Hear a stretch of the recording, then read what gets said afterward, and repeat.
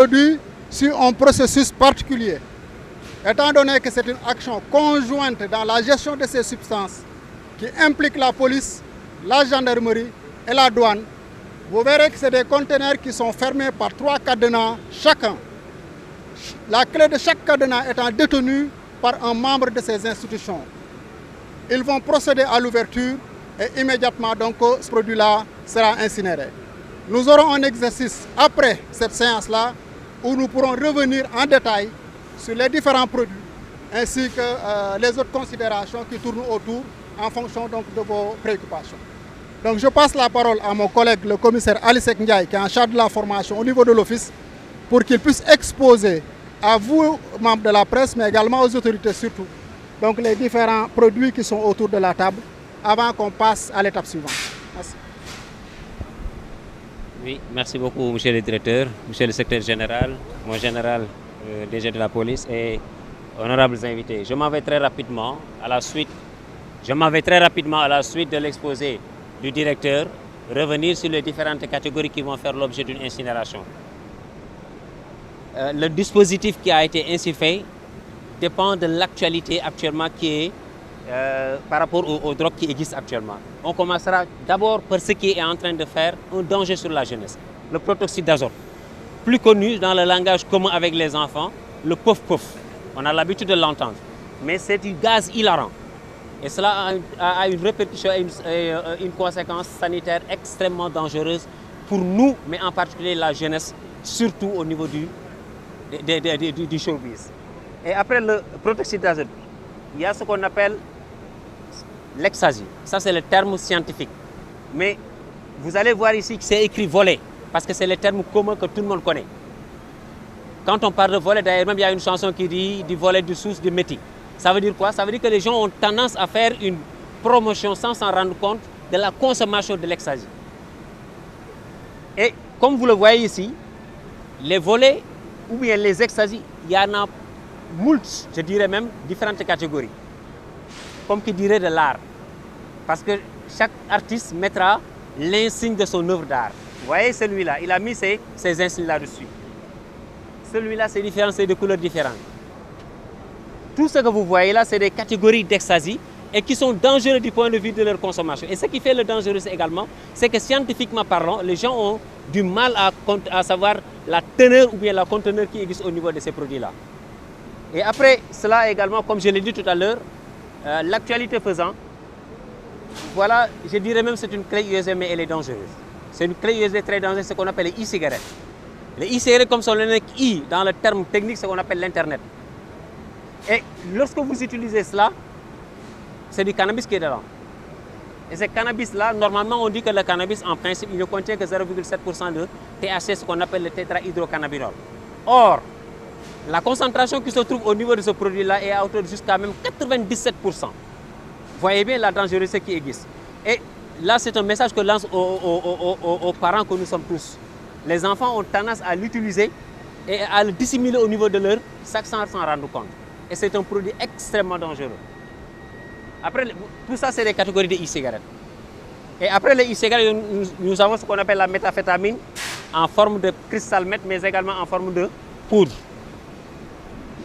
Voilà également un autre produit qui fait l'actualité et que les gens n'ont pas tendance à bien comprendre, ce qu'on appelle le couche. Ça fait l'actualité également. Le couche, sa composante, elle n'est pas encore totalement comprise.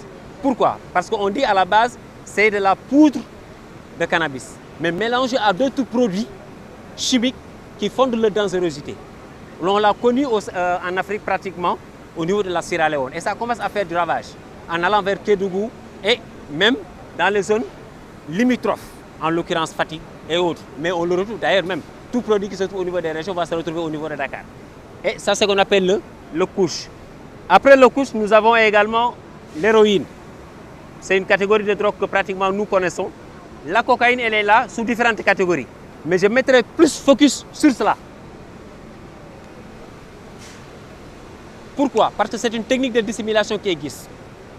Il y a la cocaïne dedans, mais c'est mélangé avec de la calcaire. Au niveau de l'aéroport, dans les rayons de détection, on ne parvient pas à voir ça. Vous comprendrez aisément pourquoi je mets l'accent là-dessus, parce que c'est l'ingéniosité qui est mise en exergue des je dirais même des criminels, des narcotrafiquants. Et différents types. Vous avez ça, pratiquement c'est des pains de 1 kg, le terme qu'on utilise. Ça c'est également des boulettes. Ça c'est un format poudre cristallinée. Après, la cocaïne. Le jargon interlope dira que la cocaïne c'est la drogue des richards, mais le dérivé de la cocaïne qui se trouve être la drogue des moindres couches, c'est le crack.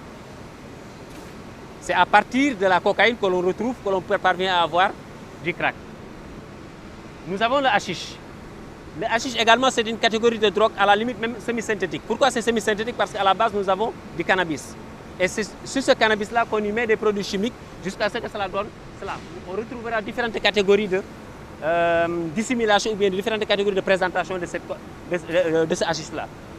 Vous aurez des plaquettes comme ça, mais également sous forme de boulettes, comme qui dirait que c'est de la cocaïne, alors que ce n'est pas de la cocaïne. En réalité, c'est du hashish. Allant de synthétique à semi-synthétique, nous allons à ce qu'on appelle les drogues naturelles. Les drogues naturelles, essentiellement, c'est pratiquement ce qui est beaucoup plus présent sur le territoire national, c'est on dira CI, mais le langage scientifique, c'est le cannabis. Et le cannabis sous différentes formes, parce qu'il y a 3 catégories essentiellement de cannabis qui existent. Il y a la variété verte, il y a la variété marron ou lopito et la variété nyakoy qui existent. Et toutes ces catégories-là, on les retrouve au niveau du Sénégal. Et toutes ces catégories de hashish-là font partie de ce lot qui se trouve derrière nous. Et enfin, je vais terminer par là, ce qu'on appelle le skunk. Le skunk, c'est un mot anglais. C'est en réalité l'animal pitois. Je pense que tout le monde connaît le pitois. C'est un animal qui, si vous sentez comme ça, vous commencez à avoir l'odeur. Et c'est en réalité en adéquation par rapport à cet animal-là qui, lorsqu'il passe par ici, nous tous, nous allons nous boucher les oreilles. Son caractère tellement puant. C'est une catégorie de cannabis.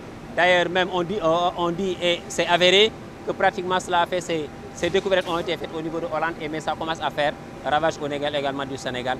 Et l'élément encore important et l'élément encore addictif, c'est que le taux de THC qui existe ici est beaucoup plus important que le cannabis. Ça, nous avons voulu vous montrer cela. Juste en conclusion, le modus operandi qu'utilise là le consommateur. Moi, je dirais que le consommateur, c'est toujours une victime, et je reste convaincu sur cette doctrine-là. Et voilà le stratège qu'il utilise. Vous mettez un peu de cannabis là-dedans, vous mettez votre rise là, et automatiquement, ce produit-là vous éjecte votre joint. Ce produit-là également permet aux consommateurs de broyer très rapidement. Parce que le jargon qu'ils vont utiliser, c'est quoi? Nous allons dégrainer. Dégrainer signifie quoi? Nous allons enlever les graines du produit pour avoir la possibilité de l'utiliser avec beaucoup d'essence. C'est la même chose avec ça. Ça, c'est juste au fumoir, un pot qui sert aux trafiquants ou bien aux consommateurs de conserver leur produit. Voilà, monsieur le directeur et honorable autorité, l'exposé que je voudrais vous faire sur les différentes catégories de drogue qui vont faire l'objet d'incinération tout à l'heure. Je reste entièrement à votre disposition s'il y a des questions ou bien d'autres points d'éclairage.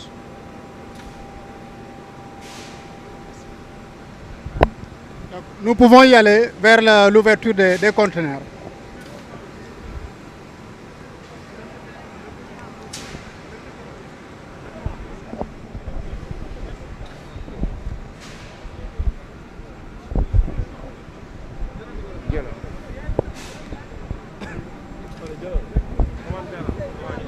ayca donc comme ni ngeen ko déggee moom moo doon présenté li nga xamante ni mooy drogue yi fi nekk doon leen wax la muy jar ak la muy def ak la nga xam ne mooy ay effet néfaste am comme ni ngeen ko déggee léegi nag dañuy daal di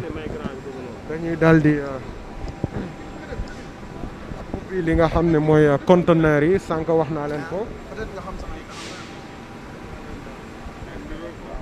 conteneur yi ngeen di gis ni la muy def la ca ne du dara lu dul drogue yu xamante ni tey dañu ko daal di saisir conteneur yi nag du benn ñett la muy ñaar yi ngeen di gis ni ak bi nekk suñu ginnaaw boobu nag mooy di gën a ngand sax par rapport ak li nga xamante ni mooy ñaari nekk fii donc nag ni ngeen ko gisee noonu ñu ngi daal di procéder ci li nga xam ne mooy ouverture premier conteneur bi bu ñu ko tijjee